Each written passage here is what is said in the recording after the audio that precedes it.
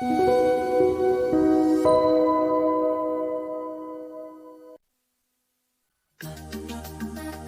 안녕하십니까. 목요일 명의들 뽑기 김노일입니다. 제가 목이 좀 좋지 않아서 여러분들 듣기 좀 거북하신 점 좀 양해의 말씀 먼저 드립니다. 일단 시장 오늘 우리 시장이 제가 지난주 설 연휴 들어가기 전에도 말씀드렸지만 크게 변화는 없다. 우리 시장은 이 밸류업이라는 상당히 큰 변수. 저는 이게 이슈로는 약화돼요. 어쩔 수 없어요. 이슈라는 것은 처음에 오픈되었을 때 그 이슈의 폭발력이 가장 강한 것이고 점차 줄어들 수밖에 없는 것인데 우리 시장에서 이번에 나온 이 밸류업 프로그램과 관련한 외국인들의 어떤 수요는 앞으로도 올해 내내 우리 시장에 대한 외국인들의 어떤 시각 전환, 좀 더 크게는 물론 외환 시장 24시간 개방이라든지 여러 가지 외국인들이 요구하고 있는 MSCI 선진지수 편입을 위한 선제 조건들이 있는데 그런 쪽으로까지 이어진다면 혹은 일부 상법 개정이나 혹은 소득세 개정까지 이루어진다면은 이거 진짜 한국의 밸류에이션 재평가가 될 수도 있겠다라는 생각을 저는 좀 가지고 있어서 이 부분도 앞으로의 장기적인 시황에서 우리 시장의 어떤 지지선을 조금 더 높게 잡을 수 있는 이런 요소라고 봅니다. 그래서 이 부분은 일시적 이슈가 아니다라는 점 다시 한번 의견을 드리고 일단은 오늘 이번 주 시황 지난 설 연휴 이후에 시황을 쭉 한번 흐름을 보여드리겠지만 일단 아직까지 우리 시장은 박스입니다. 박스로 보는 게 맞고요. 이 박스권을 지금 상향해서 전략을 지수 전략상 업데이트를 한다거나 저는 그럴 필요는 아직 없어 보입니다. 그러면 언급 드리고 있는 약간 올해 상반기 혹은 연초에 미국의 유동성에 대한 약화 우려감, 그로 인한 박스 하단 확인 가능성 여전하다는 거죠. 근데 이 부분을 제가 여러분들께 예언을 하면서 주식을 다 팔아라 이렇게 말씀드리는 게 아니고 단초로 계속 말씀드리는 게 저는 절대 막 멸망 종말적 시황을 얘기하는 게 아닙니다. 박스권 하단을 1차적으로는 0.83 PB 밸류가 나왔던 요 10월 저점 정도가 될 수 있고, 근데 이번에 밸류업 때문에 PB의 가치가 더 높아졌기 때문에, 그러니까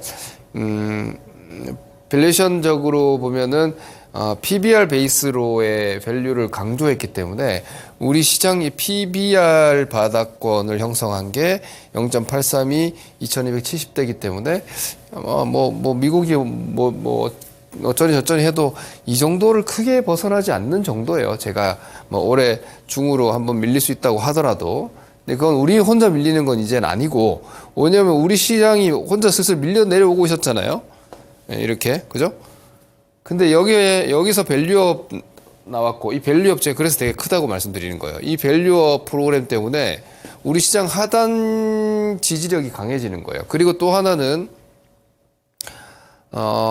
AI를 우리가 바라보는 시각을 여러분들이 잘 생각을 하셔야 되는데, 이 AI가 이따 제가 그림들을 한번 쭉 다 보여드리겠지만, 이 AI가 이번에 샘 얼트먼이 7조 달러 이런 이야기 했잖아요. 펀드 조성하겠다. 이건 그냥 본인의 포부예요. 이 정도 돈 모아서 내가 엔비디아 지금 니네 AI 칩 만들고 싶은데 엔비디아가 혼자 생산하니까 못 만들잖아. 내가 이거 제대로 만들어 볼게. 이렇게 그냥 포부. 근데 이렇게 천문학적인 금액이 제시되고, 샘 얼트먼은 원래 투자자 중에 한 명이니까, 글로벌 투자자 중에 한 명이기 때문에 펀딩해서 이만큼의 자금을 조성해서 한번 해보겠다 이런 취지이자 포부이기 때문에 너무 구체적으로 볼 필요는 없고, 하지만 이런 숫자가 나온다는 것 자체가 장기적으로 봤을 때 이 AI 시장이 커지는데, 우리나라 엔비디아 있는 게 아니잖아요. 우리나라에 마이크로소프트가 있지도 않고 구글 알파벳이 있지도 않아요. 그럼 한국은 뭐 합니까? 메모리 생산하는 거예요. 직접적으로 메모리가 HBM으로 들어가니까 메모리 생산하고, 그리고 이 샘 알트먼의 7조 달러에 샘 알트먼이 방한하고 나서 이 기사가 나왔잖아요. 그리고 삼성전자의 평택 8공장 준공 자체가 지금 멈춰 있고 약간 수정될 걸로 보여요. 이런 부분들이 파운드리 쪽으로 강화되는 거 아닌가? 삼성의 파운드리 강화의 모멘트가 될 수 있지 않나. 이런 여러 가지 시나리오들이 좀 장기적으로 제시가 되면서, 당연히 반도체, AI 시대가 되면서 PC도 이렇게 되면은 고사양화 된단 말이에요. PC PC 고사양. 그죠? PC가 고사양화 되면 이게 교체 수요가 생기죠. 그리고 스마트폰도 지금 온디바이스 AI로 인해서 하이엔드급 스마트폰은 대부분 제가 볼 때는 다 AI 폰으로 바뀔 거예요. 그럼 이 하이엔드 폰에 대한 교체 수요가 생길 거란 말입니다. 혹은 엔트리급에서도 엔트리급을 쓰면은 AI 기능을 사용할 수 없게 되면은 엔트리급에서 하이엔드급으로 넘어오게 되면 ASP 그 단가가 올라간단 말입니다. 이런 부분들이 지금 삼성전자, 하이닉스 뭐 이런 국내 대표 기업들의 이익 성장 요인인데 이게 다. 저는 요즘 그런 생각들을 좀 큰 그림상 하면서 우리 시장 이거 완전히 업그레이드 되는 거 아니야 진짜? 외국인들의 시각이 이게 밸류업하고 만나면서 한국의 이 반도체 산업이 뭔가 이게 좀 더 아주 오랜 시간 침체였는데 반도체 사이클로만 보는 수준이 아니라 이게 지금 이 파운드리 쪽의 확장과 함께 이런 여러 가지 시너지를 장기적으로 봤을 때 한국 증시의 밸류에이션 업그레이드 요인이 그냥 국내 PBR 수준이 아니라 저는 PBR 처음 얘기 나왔을 때부터 말씀드렸죠. 돈 못 버는데 땅만 많이 갖고 있고 공장만 많이 갖고 있는 주식 사면 안 된다. 그건 그냥 자사주 소각하는 정도밖에 되지 않을 거고 결국은 돈을 많이 벌고 있는데 못 올라가고 있는 주식. 그게 대표적으로 자동차 부품 이런 쪽이었던 거예요. 그죠? 은행도 나름 괜찮지만 은행은 지금 우리나라 부동산 상황이나 이런 거 보면 물론 부동산은 다 정부가 책임지긴 해요.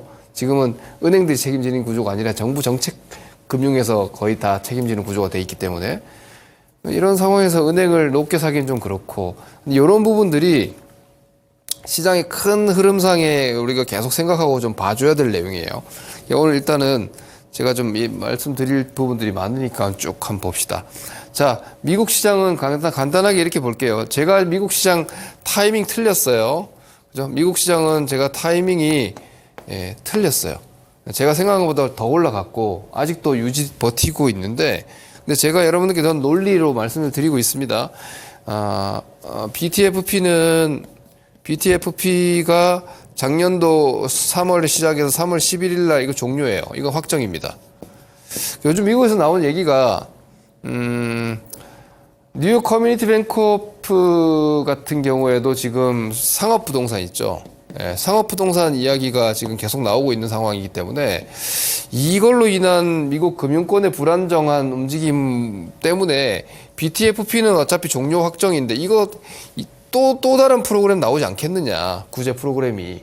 이런 기대감들이 좀 루머처럼 나오고 있는데 이건 아직 모르겠어요. 어쨌거나 확정은 팩트는 BTFP 3월 11일 종료예요. 그러면은 그동안 SBB 사태 터지고 나서 여기에요, 여기.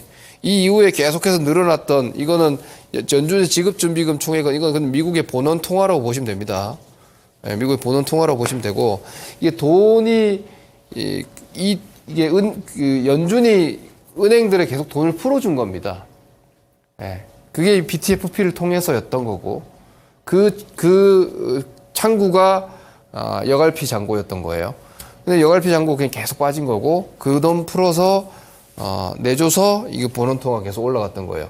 이게 지금 5.5%나 되는 미국의 실질금리와는 완전히 다른 구조인 거죠. 실질금리 5.5는 이제 돈을 회수하는 거잖아요. 인플레 잡기 위해서 시중 유동성을 금융권에 회수하는 건데 그걸 이번 SBB로 인해서 다시 은행들은 자금 지원받아서 다시 또 풀어버리고 있는 거예요. 그러니까 이런 부분들이 단기적으로 초저금리 자금들이 아직까지 시장에 계속 돌고 있는 거죠. 이런 상황에서 이번 11월 달 랠리가 그런 양상들, 저 자금, 그러니까 지금 미국 시장이 정말 강하잖아요. 제가 아까 보여드린 이 그림의 취지가 BTF, 이런 지급준비금 잔고가 안 떨어지잖아요. 그러니까 이거 돈이 안 빠지기 때문에 이 돈이 떨어지지 않기 때문에 안 내려오는 겁니다. 그렇게 보시면 됩니다. 이제 여기에 내려오면은 좀 빠지길 텐데 안 내려오고 있으니까. 그러니까 이거는 위클리 데이터라서 뭐 다음 주에 또 봐야겠죠. 그 S&P도 계속해서 이 추세를 유지하고 있죠. 근데 제가 볼 때는 막 하드코어하게 이렇게 당장은 그렇게 빠질까 싶어요. 3월달 가봐야 할 것 같긴 한데 당장 그래 보입니다. 그리고 이 유동성의 종착점은 결국 엔비디아라고 생각을 하고요. AI, 그러니까 미국의 이 수급의 어떤 명분은 AI이고 미국의 기업들이 이 AI의 키를 다 쥐고 있잖아요.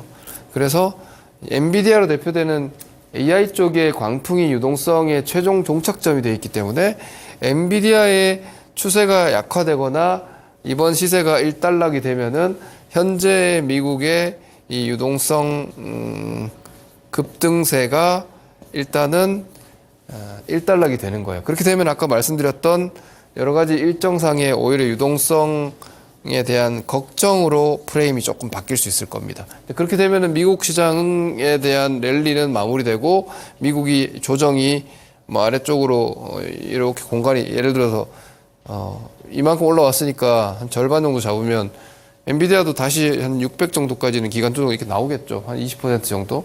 뭐 대세 상승 종목 20% 기간조정 정도는 충분히 받을 수 있습니다. 그런 상황이 되면은 우리 시장 또 박스권에서 또 답답해질 수 있지 않겠냐. 이렇게 일단 보는 게 맞는 것 같고요.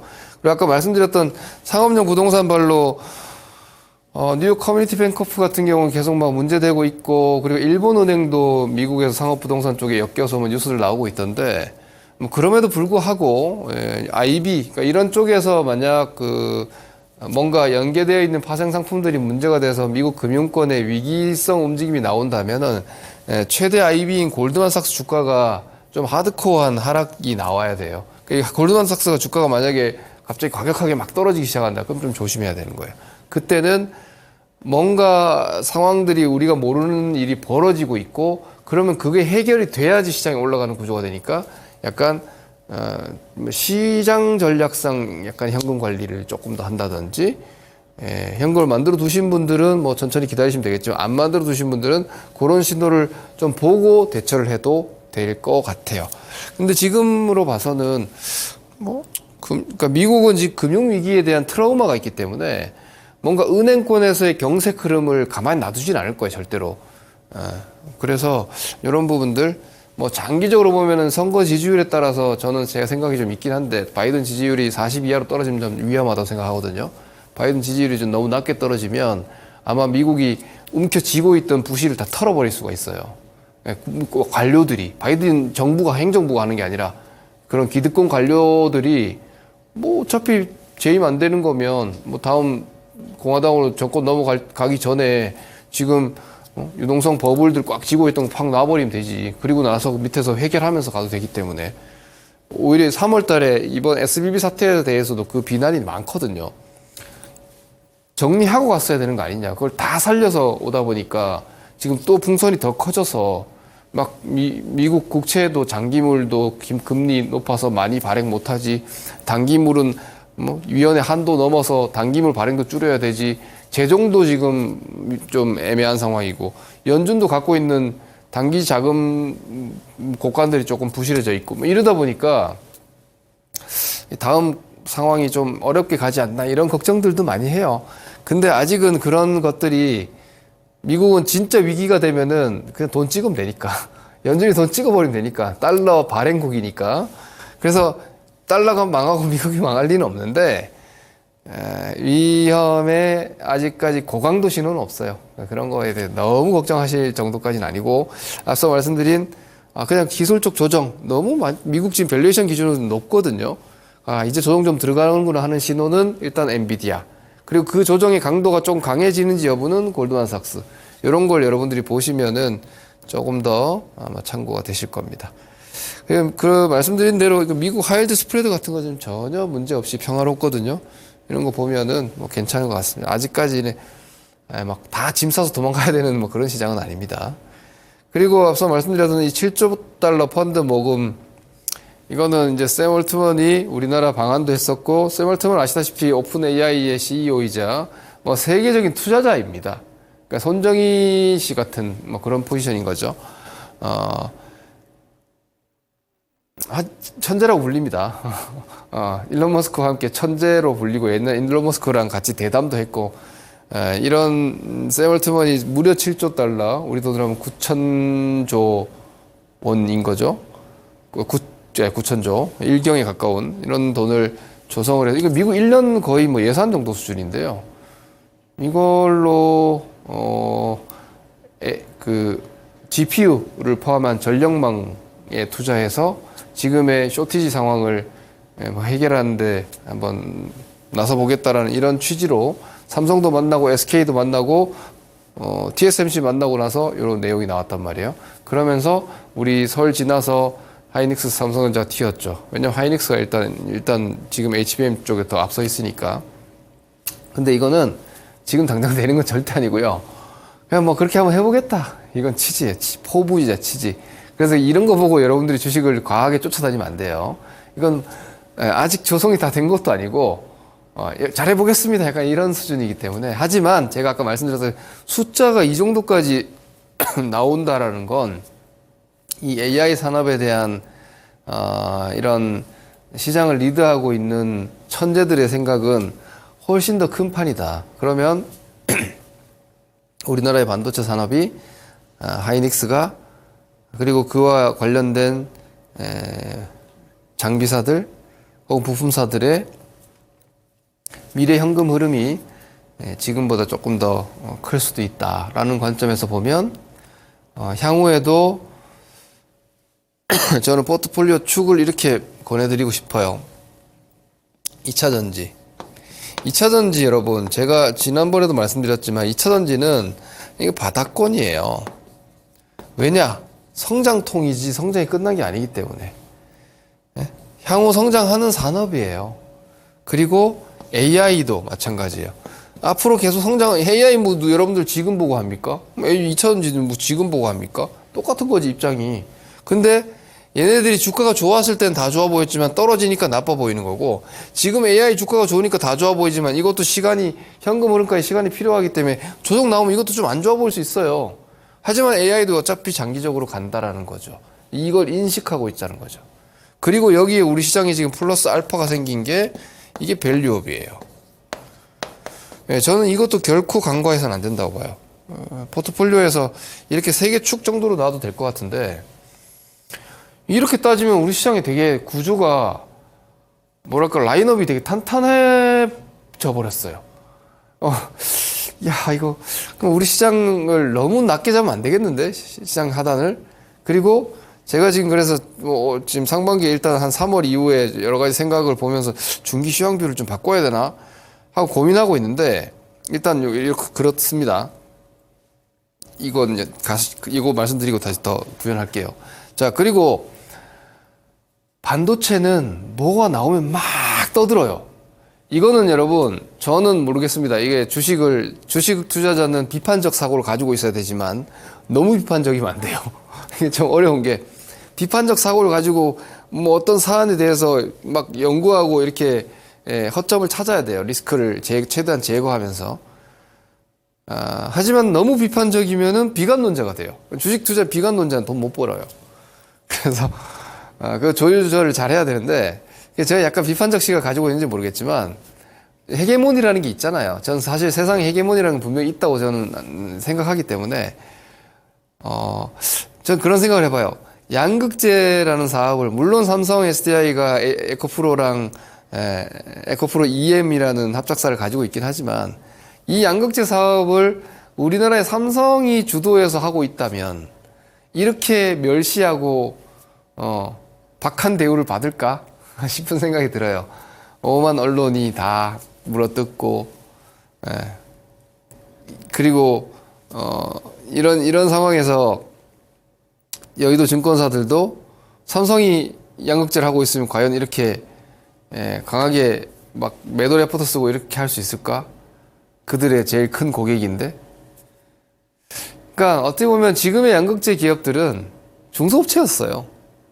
그죠? 에코프로 뭐 불과 한 10여 년 전만 해도 그냥 뭐 중소기업이었어요. 그러니 이 헤게모니 싸움에서 밀려 있는 것이고 그 기득권에서 밀리는 것이고 여의도 뭐 금융권, 증권가 기득권, 언론 미디어 기득권, 기존의 재벌 기득권에 치인다고 저는 생각을 해요. 그래서 나쁜 거는 좀 확대 포장되는 경향이 있고 좋은 건 좀 축소되는 경향이 좀 있는 것 같아요, 저는. 예. 그리고 수급적으로도 이 개인들이 많이 가지고 있으니까 좀 그런 측면이 있어요. 외국인들은 공매도 때려놓고 있고 기관들도 ETF 막 매도 만들어 숏 ETF 만들어 놓고 있고 이러니까. 그래서 요거 여러분 HTS 오늘 뉴스 보셨어요? 저는 물론 수출 데이터를 보고 있고 가격 데이터를 보고 있어서 저는 알고 있는데 제가 얘기하는 거랑 이런 HTS 뉴스 빵빵 띄워주는 건 다르잖아요. 이게 조선비즈에서 장중에 뜬 기사인데 이게 이제 오늘 중간 수출 데이터까지 나오면서 이제 세부 내용들이 이제 보여지는 건데 1월달 수출 데이터가 사실 세부 항목에서 양극재 출하량이 늘어난 게 이미 지난 1월달에 확인이 됐어요. 물량이. 근데 이게 기사가 이제 나와. 근데 이 기사조차도 많이 공개가 안 되고 있어요. 노출이. 양극재 수출 반등, 리튬 값은 안정. 이게 지금 여러분, 물론 이제 전기차 회사들은 마진이 안 나와요. 아직 마진이 안 나와요. 그리고 금리가 높아서 판매 증가율도 둔화 맞아요. 전기차 성장률 둔화 맞습니다. 근데 이게 이제 본격적으로 실적에 직접적으로 연동이 되는 수출 데이터가 올라갔고 리튬 값은 안정됐다. 이렇게 되면 어떤 구조가 되냐면 지금 막 이 프레임이 어떻게 되냐면 2차전지 관련한 업황의 저점이 1분기냐 2분기냐 상반기는 힘들다 이러고 있단 말이에요. 2차전지 상반기에도 부진하다. 저점 시황 저점 1분기냐 2분기냐 이러고 있잖아요. 증권사들 레포트 다 보셨죠? 근데 봐봐요. 자, 반등 무려 50%예요. 1월 달에. 근데 가격도 올랐고 가격은 양극재 가격 안 올랐어요. 리튬 가격 유지. 그리고 양극재 가격은 약간의 이게 래깅이 있어서 조금 내려올 거야, 아마. 근데 이게 지금 출하 가격으로 보면은, 여기가 이 양이 50% 늘었는데, 7535니까, 요거 한 45%네. 그러네. 딱 10% 정도 되네. 그죠? 어쨌거나, 이렇게 되면은 여러분, 1분기 저점, 2분기 저점이요? 4분기 저점이잖아요. 네, 4분기가 지금 저점 지나가고 있는 거 아니에요? 지난 거 아니에요, 이미? 그러니까 지금 올라오고 있는 2차 전지의 반등도 바닥 터닝이잖아요. 그죠? 막 더 떨어질까봐 공포가 아니라, 저점 나온 것 같은데? 이렇게 되는 거지 않습니까? 그죠? 이런 것들도 여러분들이 보셔야 돼요. 그래서, 다채롭게 지금 산업뷰가 나오고 있고 외국인들의 수급이 제가 이거는 조금 앞으로도 여러분들과 같이 고민해야 될 것 같은데 일단 외국인들이 제가 볼 때 선물 수급하고 현물 수급 같이 들어와 있는데 저는 이거 밸류업 진짜 크게 봅니다. 그러니까 밸류업을 여러분들께 밸류에이션 주식에 몰빵을 하세요라는 얘기를 하는 게 아니에요.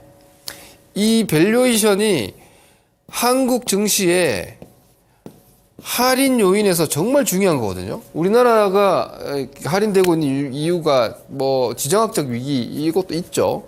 지정학적 위기도 있지만 한국의 재벌 구조가 정말 이건 외국인들이 거의 증오하는 거예요. 대표적으로 LG 화학의 LG 에너지 솔루션 물적 분할 상장. 이거는요. 주주들을 기업이 그냥 짓밟아 버린 거예요. 제가 전에 애플이 어떻게 성장하고 있고 애플이 왜 주식이 계속 올라가고 있는지 지난주에 설명드렸죠. 설 전에. 그 회사가 새로운 성장 동력을 예를 들어서 여러분 LG 에너지 솔루션이 그렇게 좋을 때 LG 화학이 LG 에너지 솔루션의 그 IPO 자금을 유상증자했으면 주주들 유증 참여 안 했겠어요? 하지. 근데 그거 왜 안 해요? LG 화학이 LG가 그만큼 유증에 돈을 써야 되기 때문에. 그 총알이 없는 거예요. 그러면 참여 못하면 주주 가치 희석되니까. 그죠? 그 재벌 구조 때문에, 이런 것 때문에 한국에 투자를 하면 주주 가치가 보장받지 못하는 제일 문제인데, 이제 이런 것들을 뭔가 이렇게 개선해준다? 상속세도 좀 얄밉지만 상속세 때문에 주식 눌러놓는 주식 진짜 많거든요. 그런 것들도 좀 완화가 되고 하면 구조적 개선으로 우리가 이 박스를 좀 일찍 돌파 혹시 할 수 있을까? 이런 고민을 좀 해야 되는데, 저는 아직은 박스가 조금 더 가는 게 맞다고 봐요. 근데 차후에 이 부분이 저걸 넘어가기 위한 동력이 좀 되지 않을까 싶고, 그리고 저게 차트상으로는 저런데 요 그림까지만 보고 마무리하죠. 사실상 코스피 지수가 3,300대가 고점이죠. 여기 지금 우리나라 3,100대 와 있습니다. 뭘로? 시가총액으로. 예, 실질 지수는 지금 2,600대지만 시가총액으로는 3,100 와 있는 거예요. 왜냐면 여기 2,300조고요. 예, 지금 2,100조거든요, 시총이. 왜 이래요? 신규 상장 종목들 때문에 그래요. 그렇기 때문에, 근데 지금 공인예탁금은 50조에서 늘지 않죠. 이러면 못 넘어가요. 그럼 결국은 뭐 들어와야 돼? 외국인이 들어와서 끌어올려줘야 된다. 그래서 밸류업이 중요하다는 얘기예요. 그러지 않으면 우리 시장 계속 박스예요. 그리고 밸류업에서 ETF 펀드 조성해서 그쪽으로 그 구동자금들이 들어간다. 그러면 이제 또 올라갈 수 있겠죠. 주식은 기본적으로 수요 공급, 주가는 기업이 아니라 경기가 아니라 주가는 물량을 받아서 올려주는 매수가 있어야지 올라가는 거니까. 이거 안 되면 못 가요. 그래서 제가 여러 가지 지금 복합적인 그런 말씀을 드리는 거고, 앞서 말씀드린 뭐 AI 반도체, 2차전지 같은 움직임들 뷰 한번 참고해 보시고, 아직 무난한 것 같고요. 종목별 흐름 따라가시면서 보시고, 제 의견 듣고 현금 20-30% 두신 분들은 무리하지 말고 유지하세요. 그 정도 가지고 있어도 되는 시황이에요. 그리고 3월까지 시황은 좀 유보적으로 보는 게 필요할 것 같습니다. 다음 주까지 성공 투자하시고요. 다음 주 뵙겠습니다. 감사합니다. 김동현입니다.